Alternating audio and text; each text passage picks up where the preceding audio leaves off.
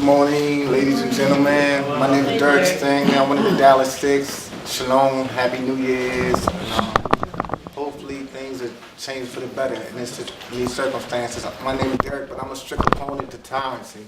When authority had the right, they had at their discretion, they had the right, to do. They had at their discretion, they could do right or wrong. Sometimes people in the law and law enforcement, things though, they could treat a person other than being human and humane, and I just wanted to let you know where I stand. I'm against that. I think just because you are the law, you're not above the law, you have a right to, you could treat people appropriate and professional. Whether they're in a nursing home, whether you're in an institution where your life is in their hands, and they discriminate, show favoritism, treat people inhumane, and like being in a situation that I was in with the Dallas Six, I would just sit back and, just observe how your life is in these people's hands, and you observe how they treat people, and it makes me feel some type of way where sometimes you could fall down to their level and hate them and become what you hate, if you don't watch yourself real closely. But in this particular situation, the circumstances of this case is very important because at one particular time, I was like, that ain't me. As long as they don't treat me like that, as long as they don't do that to me, it don't bother me. But then, as I continue to mature and understand, I see that it do pertain to me. If you treat my neighbor or my person, whether they white, black, some type of way, then you would treat me that way, And like, I'm against that because, like when you treat people like that, you put that bad karma out, it come back on you. But a lot of time, law enforcement think that, they don't. Which is true. A lot of people ain't nobody who gonna do something? I'm gonna do what I gotta do. Who gonna say something to me? If everybody got my back, like the judges and stuff like that, they just turn a blind eye and deaf ear to the stuff that they do to other people. And like I'm just a strict opponent against that. But in this particular case in the Dallas Six, this case started, I think it was April 29th, 2010.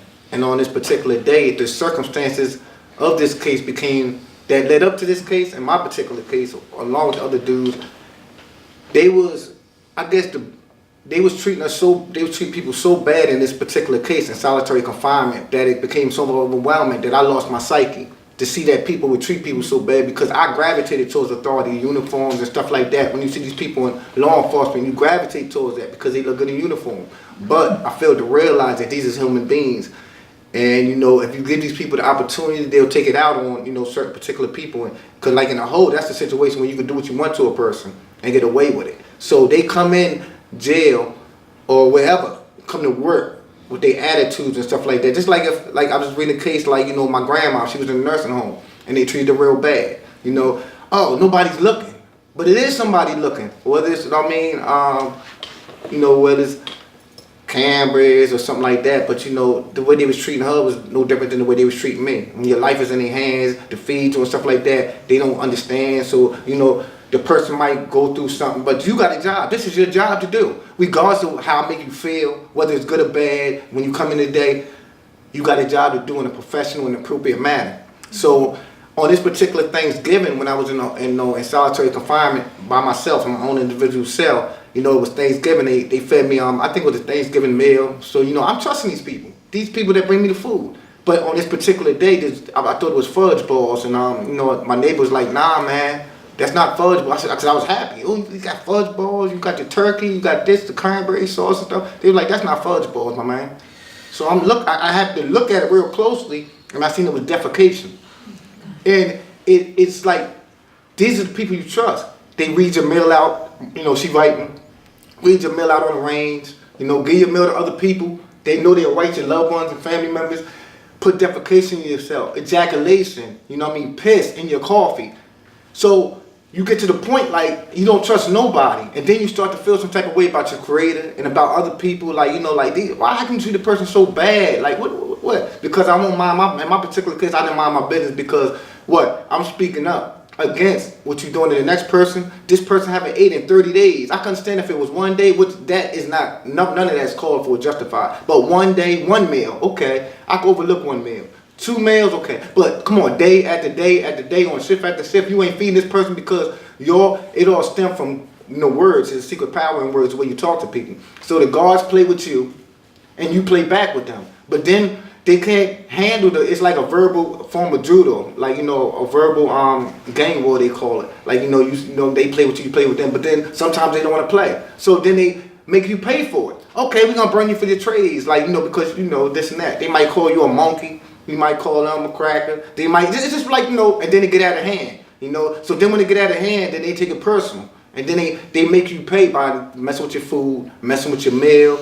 Like in my particular case, they say, you got to visit, you got to, get ready for a visit. Your mom's up here, your lawyer's up here. So I'm getting all ready for the visit, in my individual cell. Go out to the visit, they handcuff you and shackle you. I'm get out the cell to go to the visit to see my mom. As soon as they open the door, I'm thinking I'm going to see my mom. They open the door, they knock me out, throw me back in the cell, shackle and handcuffs. I'm no threat to you. I didn't do nothing to you. But, oh, yeah, you did. Remember the other day? Huh? Remember the other day what you said? So, stuff like this really makes me not trust nobody. You know what I mean? And, the stuff they do, deprecating and doing the stuff to your food, reading your mail out to other people, faking you out like you got a visit, faking you out like you're going to the shower, so you got to sell, they throw you over the rain, stuff like that, because I won't mind my business, because you running the next man for a tray. I put in agreements, do what's appropriate. I put in agreements, to their superiors. The superiors come down, and instead of them investigating the matter and trying to correct it and remedy it, talking to the inmate, talking to the guard to try to get the man to eat, they not going to go against their guards. Oh, well, he didn't eat. Okay, so what? I believe my guard. He said he fed him. Well, if you look at the tapes, or if you ask other inmates, he didn't eat. He haven't ate in such and such day. Oh, well, mind your business. Don't you want to go home? Don't you want to get out the home? Well, yeah, I do. But you shouldn't use that against me. What you're doing is wrong. You know what I mean? So, but it's like, when you go up the chain of command, like they all know what's going on, but they turn a deaf ear and blind eye to it. So in this particular case, all the stuff they was doing that I was just mentioning, they all they just all overwhelmed me and other individuals in this case, where you crying out for help. You putting in grievances, doing all the stuff you're supposed to do. But all that stuff don't mean nothing. It's like it just don't mean nothing. It's like, so on this particular day, after what really did it was when there was I think it was a particular Caucasian gentleman, an elderly gentleman that had mental problems, and they would provoke him and mess with him. Oh, go kill yourself. Go kill. Oh, I'm gonna kill myself. I'm gonna kill myself. And he put the stuff up on the joint. Oh, you ain't gonna kill yourself. F you. Go kill yourself. These are guards playing with him. And my thing is okay, suppose he do kill himself. And they think it's mind your business. So they move him out the cell with the cameras on it. It had the cameras on the cell. They was watching him, so the cameras protects you. To watch him in case they try to do something to you, it protects you. They move him out the camera cell, put him in another cell. And what y'all think happened? He killed himself. So after he killed himself, we started uproaring that's wrong, you know what you're doing. They tried to creep him out in a body bag late at night. Oh, now I can get away with that. So we started speaking up against that. Writing out different organizations. That's how I came in contact with a particular organization called HRC, the Human Rights Coalition. They was concerned about how they treat people in there and stuff like that. And after he killed himself, then we started, speaking up about it. One particular dude called Sanchez, what they did to him was they came in and said because he started speaking about another dude burning trades, and they put him in it's like an electric chair like this, and they sit you in a chair for a certain particular time. But in this particular chair, where it's straps and all that, they're supposed to loosen the straps so you can have circulation and your body can move. And this particular, they didn't do that. They left him there for what? Over all night.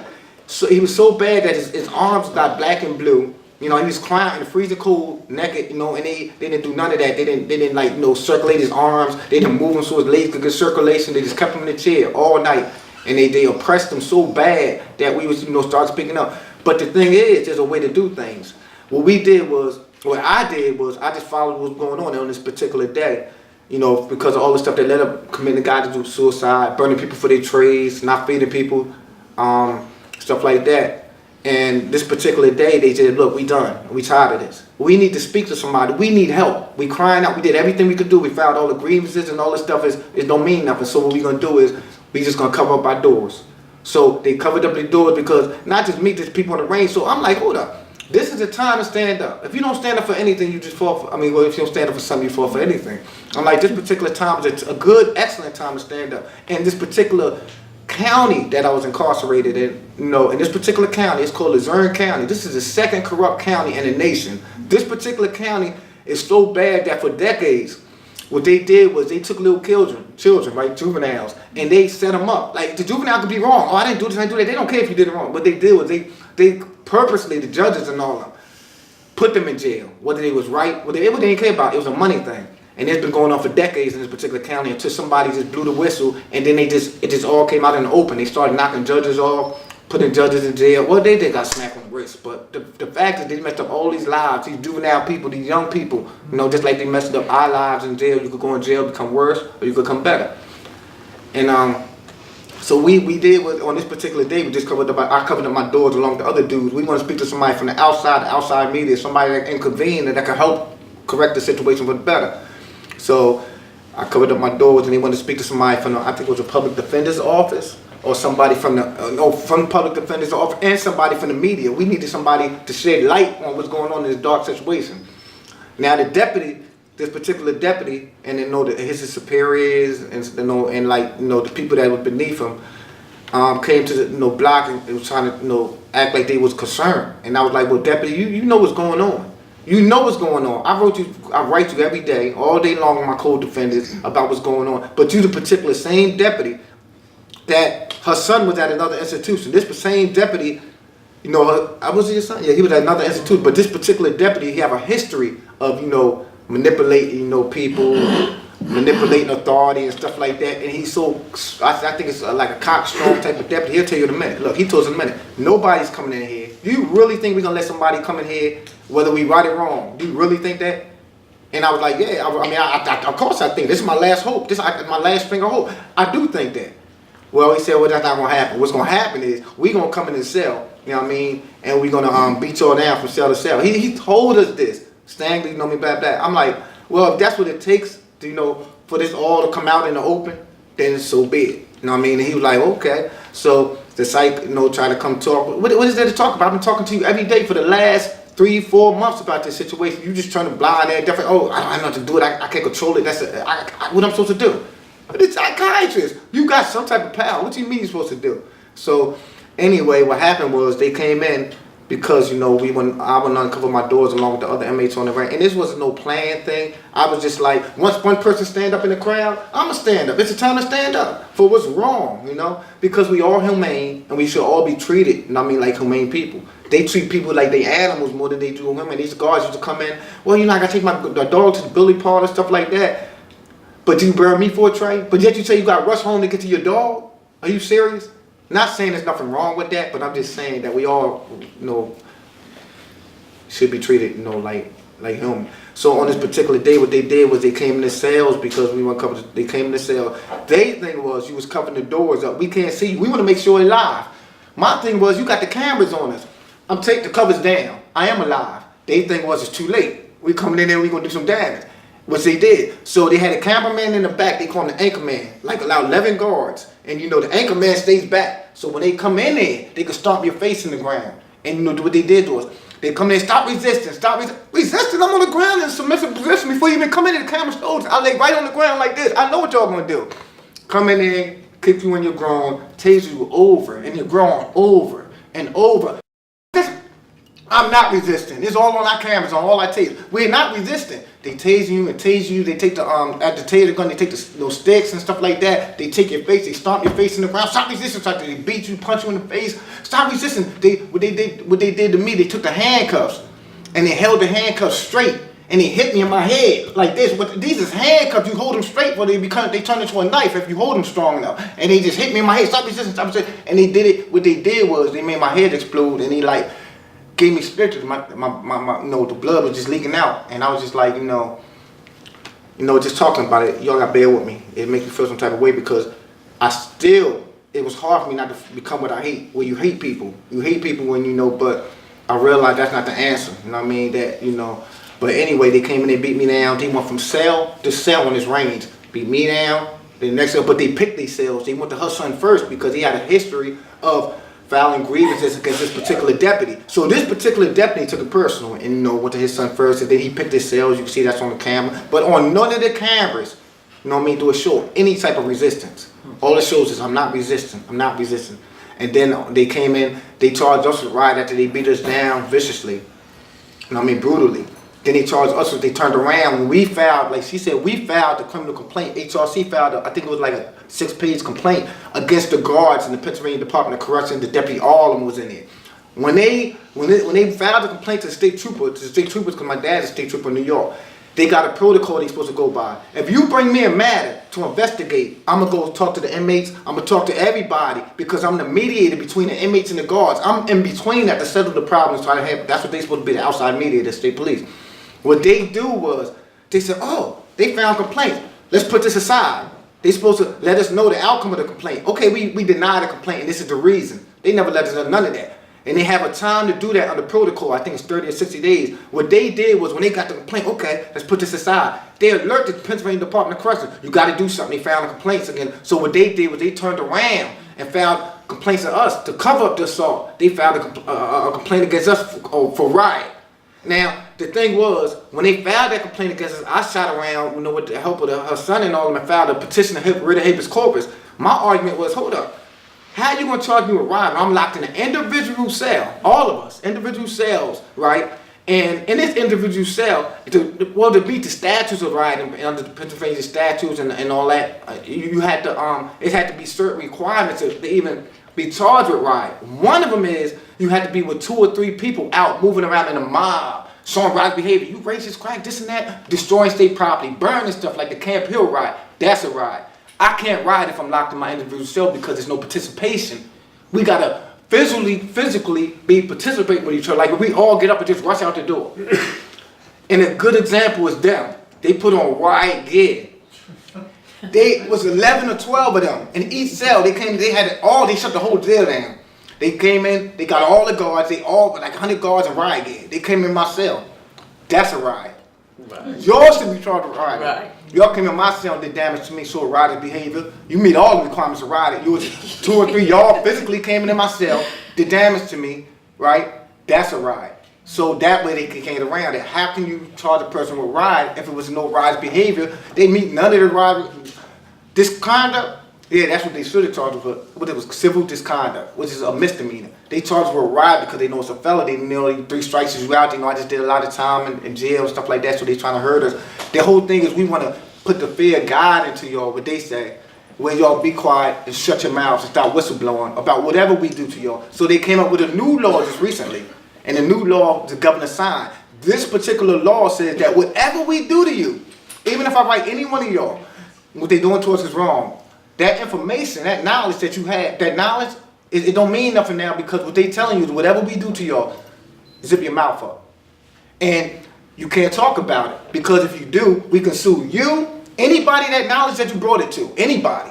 We can sue you and them. And that's the law that the governor has signed. That's what they were protesting just recently. Am I right? What's it called? The muzzle or something like that? The gag law. The gag law.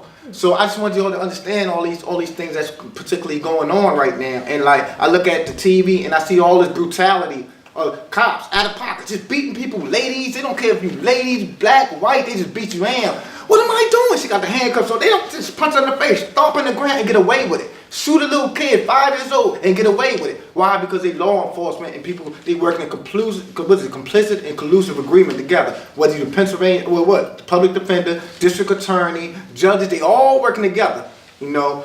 And like, after they beat us down, we filed the lawsuits and this and that. And this been going on for 5 years, like she said, and it's been emotionally draining me. And they know that.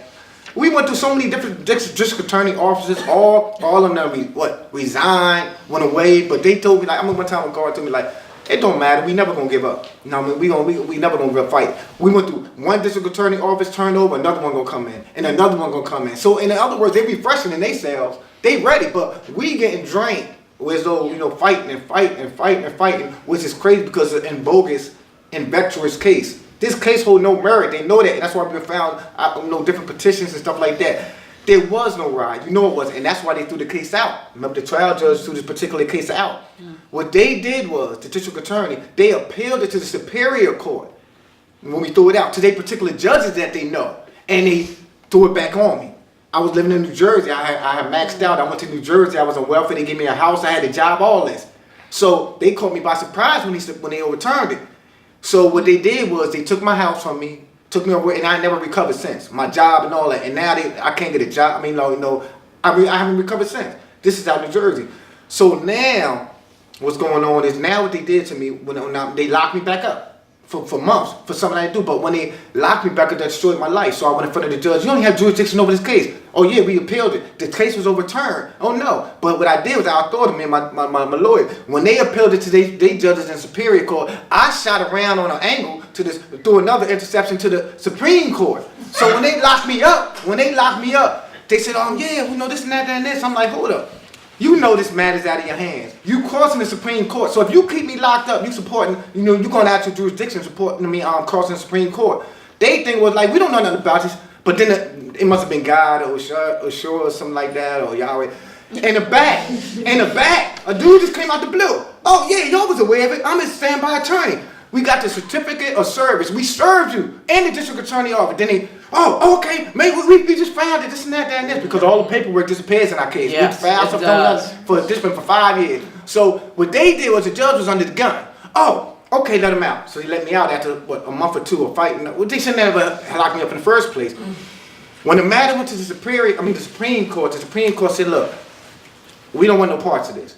They shot it right back down to the trial court. But the good part is now we got a fair fight, because now you can speak out. Now you can get the help that you need, and now, but I just want you to understand, like, at one time I was like, why should I care? Why should I get involved? Like the Pennsylvania, I think it was the Philadelphia Inquirer, Daily News asked me, well, because you see what's going on and the brutality, you see all the protests in New York and stuff with the cops and stuff the law enforcement do to people.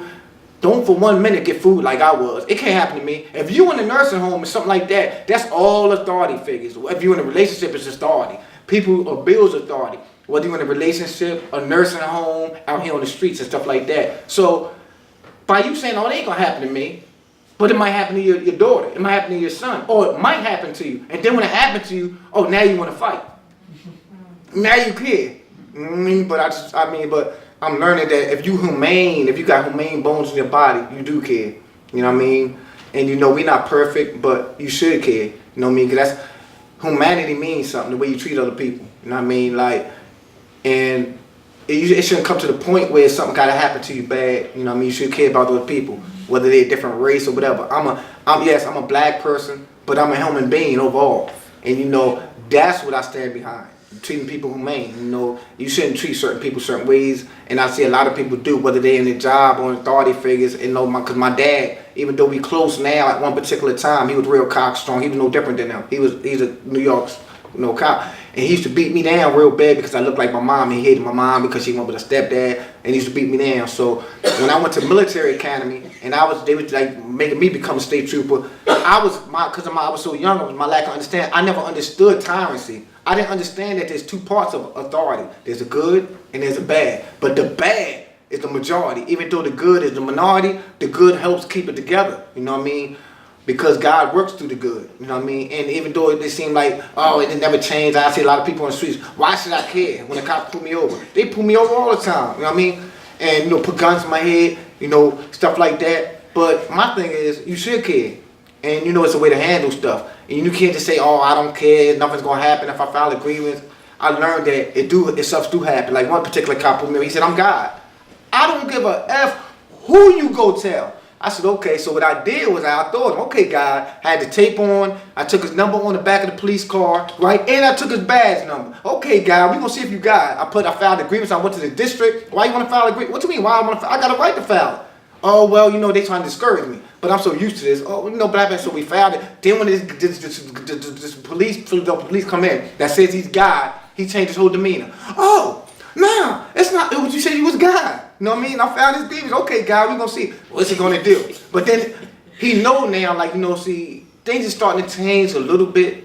Even though they seem like they're changing for the worse, I see things starting to change for the better because people are starting to care. People are starting to listen, But I don't want to take up all your time. In this particular case that, we've been fighting for so long, it's just like, it's taking a lot out of us. We need help and support. Because of where we grew up in poverty and stuff like that, it's hard for us to pay for lawyers and get the proper defense to really fight these people. And they know that. That's why they think they've been trying to railroad us for so long. And when I say railroad, it literally means railroad. When you go in front of the judge, I filed this, I filed that. Okay, I denied it. Like I just filed a 57-page pre-omnibus. omnibus is before you go to trial. It's the whole thing is called a pre-trial motion. It's okay. We don't have to go to trial. This case don't even merit the trial. We wasting taxpayers' money. Why should we go to trial when this case? It is no trial.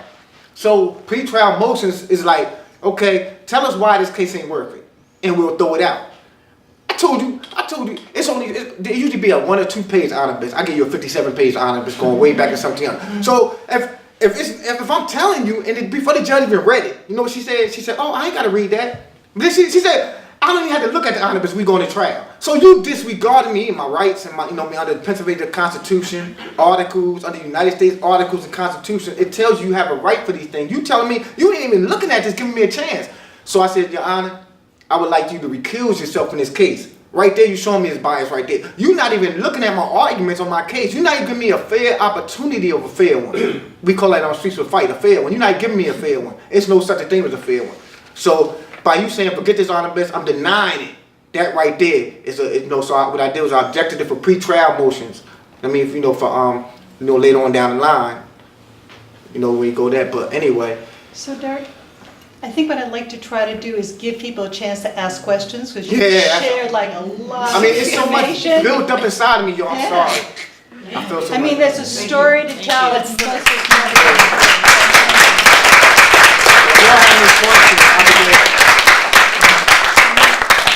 you share a lot of courage. I have a lot of build up in me, like if you don't get it out, that hate it. It would turn that hate and start destroy you. So I had to spit it out like a spitting gold. I just spit it out. You did a very good job. But we want to give people a chance to ask some questions, and then we'll kind of come around to back to how people could support you, and maybe people have questions about how they could support you. So I just